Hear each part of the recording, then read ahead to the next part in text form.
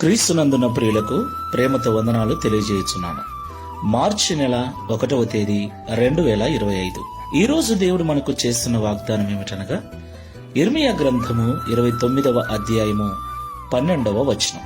మీరు నాకు మొరపెట్టుదురేని, మీరు నాకు ప్రార్థన చేయుచూ వత్తురేని, నేను మీ మనవి ఆలకింతును. ఆమేన్.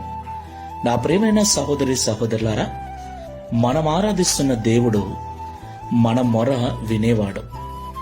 మనం ఎట్టి బాధలలో ఉన్నామో, ఎట్టి సమస్యలలో ఉన్నామో, వాటన్నిటినీ మనము దేవునికి చెప్పినప్పుడు ఆయన ఆలకించేవాడై ఉన్నాడు. మనం ఆరాధించే దేవుడు మనకు సమస్తాన్ని అనుగ్రహించినవాడు. బైబిల్ ఇలాగున సెలవిస్తుంది, కన్నులిచ్చిన వాడు కానకుండునా, చెవులిచ్చిన దేవుడు వినకుండునా అని. దేవునికి మహిమ కలుగును గాక. అవును ప్రియులారా, మనము ప్రార్థన చేసినప్పుడు, మనము మనవి చేసినప్పుడు దేవుడు ఖచ్చితంగా వింటాడు. అయితే మనము ప్రార్థన చేసినప్పుడు ఆ ప్రార్థనకు జవాబు త్వరగా రాకపోవటం చూసి దేవుడు వినలేదేమో అనుకుంటాం.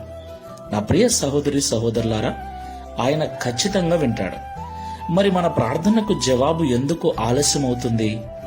1, దేవుడు మనం అడిగిన వాటికంటే, ఊహించిన వాటికంటే అధికముగా మన జీవితంలో చేయటానికి. 2, మనకు విధేయతను నేర్పించటానికి, మనకు సహనమును ఓపికను నేర్పించటానికి. నిరీక్షణ కలిగిన మనస్సు మనం కలిగి జీవించాలని దేవుడు ఆలస్యము చేస్తూ ఉంటాడు.